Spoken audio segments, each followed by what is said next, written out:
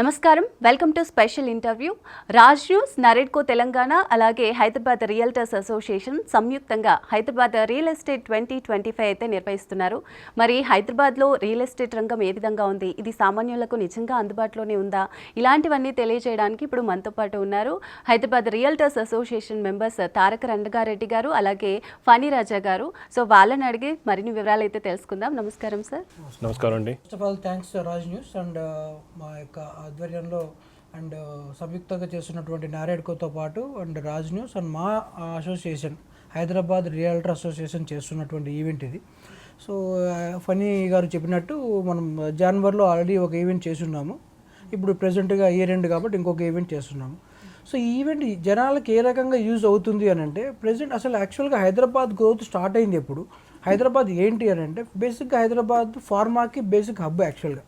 So 95 2000కి cyber towers రాకముందు కూడాను, hitech city ఎప్పుడైతే స్టార్ట్ అవుతుందో అప్పుడు ప్రీవియస్ జర్నీ కూడాను హైదరాబాద్ అనేది ఆల్రెడీ ఒక ఇండియాలో ఒక established destination for the investments.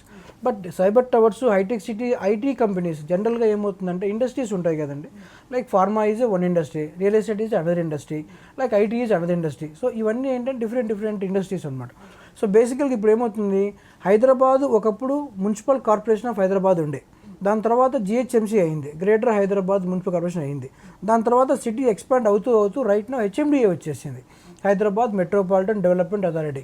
Like other cities like Chennai, Bengaluru మంది కూడాను ఒక మెట్రో సిటీగా డెవలప్ అయ్యింది ఆల్రెడీ.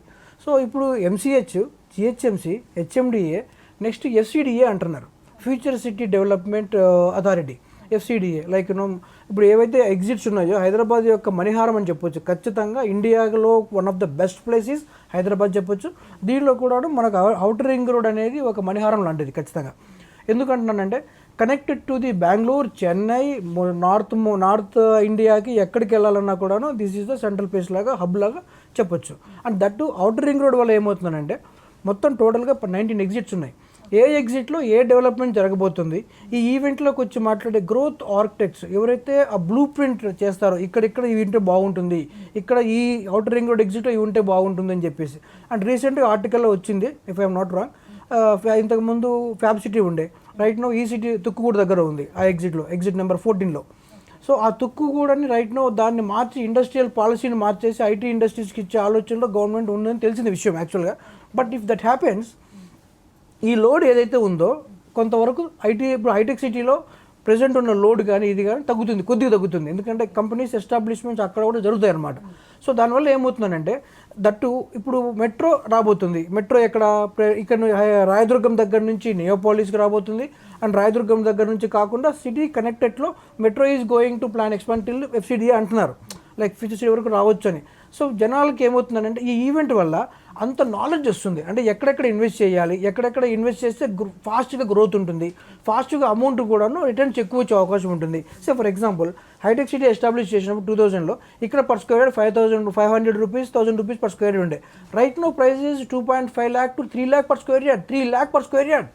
సో 1000 స్క్వేర్ యార్డ్స్ ఆ రోజు కొని అలా వదిలేసి ఉంటే ఎగ్జాంపుల్కి ఈ రోజు that value is 30 crores. So it's huge money. So what is ఇక్కడ ఇంపార్టెంట్ ఏంటి, ఇన్ఫర్మేషన్, ఎక్కడెక్కడ ఏమి రాబోతుంది అన్నదే key matter for the investing the things అనమాట. సో ఇప్పుడు ఈ information is the new currency, so ఎక్కడ ఇన్వెస్ట్ చేస్తే amount 1x, 2x, 3x, 5x, 10x అవుతుందో ఈ ఈవెంట్లో అన్ని విషయాలని ఎవరెవరైతే ఆల్ డిపార్ట్మెంట్స్ వాళ్ళు కావచ్చు, గవర్నమెంట్ వాళ్ళు కావచ్చు, నేను చెప్పినట్టుగా మిగతా ఎక్స్పర్ట్స్ కావచ్చు, వీఆర్ గోయింగ్ టు డిస్కస్ అనమాట. So that's the importance of this event. So అందరూ ఈ ఈవెంట్లో భాగమవుతారని అంటే ఎలా భావిస్తున్నారు? డెవలపర్స్ కావచ్చు, పెట్టుబడిదారులు కావచ్చు, లేకపోతే ప్రభుత్వం నుంచి, ప్రైవేట్ నుంచి, వీళ్ళందరూ ఒకే వేదికపై వస్తారు అని చెప్పి మీరు ఎలా భావిస్తున్నారు? అందరూ ఒకే వేదికపైకి రావాలి అంటే basically it's about the interest. Everyday మనం బయటకు వచ్చిన తర్వాత ఈ రోజు ఏం చేస్తున్నాం, what is our present plan, what is our future plan, what exactly right now company is there, and what exactly the future projections of the company. So ఇండస్ట్రీస్లో ఉన్న వాళ్ళు అవ్వచ్చు, ఇన్వెస్టర్స్ అవ్వచ్చు, సీడ్ కంపెనీ వాళ్ళు అవ్వచ్చు, ఆల్టర్నేట్ ఇన్వెస్ట్మెంట్ ఫండ్, ఏ fund basically వాళ్ళు అవ్వచ్చు, ఎవరైనా అవ్వచ్చు. ఇప్పుడు రీసెంట్గా ఎంఎస్ఎన్ బిడ్డెడ్ ది ఆక్షన్లో నియర్ రాయదుర్గం దగ్గర 177 crore per acre కొనుక్కుంది ఎగ్జాంపుల్కి. సో 177 crore per acreకి అక్కడ అంత వాల్యుబుల్ థింగ్స్ ఉన్నాయా? ప్రీవియస్గా జరిగినప్పుడు నియోపాలిస్లో acre price is about 100 crores per acre జరిగింది ఇది ఆక్షన్లో. అంతకు ముందు జరిగిన ఆక్షన్ అరబిందో కానీ మిగతా కంపెనీస్ కానీ సమ్ ఎక్స్ప్రెస్ అంతకన్నా తక్కువ ప్రైస్కి 40-45 crore per acre those kind of దానిలో కొన్నారు. గౌరవ బిల్డర్స్ అవ్వచ్చు, అరబిందో అవ్వచ్చు, పార్టిసిపేట్ చేసిన మిగతా బిల్డర్స్ అవ్వచ్చు కూడా.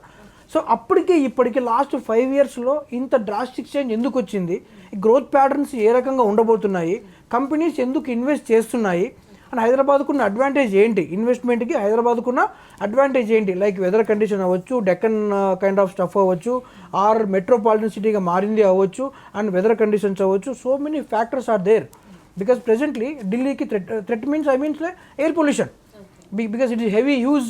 వాళ్ళు ఆల్రెడీ ఆల్టర్నేట్ డే ఆఫీస్కి రమ్మని చెప్తున్నారు, లేదా మీరు you have to use some kind of a mask for the oxygen kind of అని అంటున్నారు. అండ్ చెన్నై చూస్తేనేమో ఒక రకంగా floods or thing. Bengaluru is heavy crowded. If someone want to travel from south Electronic City to Devanahalli airport, north Bengaluru, it takes 2 to 2.5 hours of time. So but వేరే హైదరాబాద్కి it is a completely, ఇది ఎక్కడి నుంచి అయినా కూడాను విత్ ఇన్ 1 hourలో they can reach. And most importantly government రీసెంట్గా మనకు ఈ ఏదైతే ఒక బ్రిడ్జ్ ఆల్సో ప్లాన్ చేస్తున్నారు ప్రెజెంట్గా, ఎక్కడి నుంచి ఫ్రమ్ సౌత్ టు నార్త్, ఆ water body Musi river development corporation something like it is there. So వాళ్ళు ఇన్ కేస్ ఇక్కడ నుంచి అక్కడికి ఆ యాక్టివిటీ స్టార్ట్ అయిందంటే hardly we can reach from south Hyderabad to east Hyderabad also hardly ½ an hour journey it takes max. So these are all going to be discussed, like what exactly is coming to Hyderabad, why, what is the potential of Hyderabad, and ఇందుకు ఎక్కువ investment చేస్తున్నారు. And you can name now in Neopolis like Prestige, all top MNC developers of India are the presence is there in Neopolis right now, because Prestige, Brigade, Salarpura Sattva, like MSN pharma companies also now they are entering into real estate activities. So this is like now Hyderabad is growing globally. So definitely this is not ఒకప్పటిలాగా చిన్న city ఏదో kind of కానే కాదు డెఫినెట్గా. So it is like a growing globally. And most importantly GCCs, we call them as a global capability centers అంటాం. IT company అవ్వచ్చు, pharma అవ్వచ్చు, medical related అవ్వచ్చు, or aerospace అవ్వచ్చు. Lot of companies are also coming to the Hyderabad.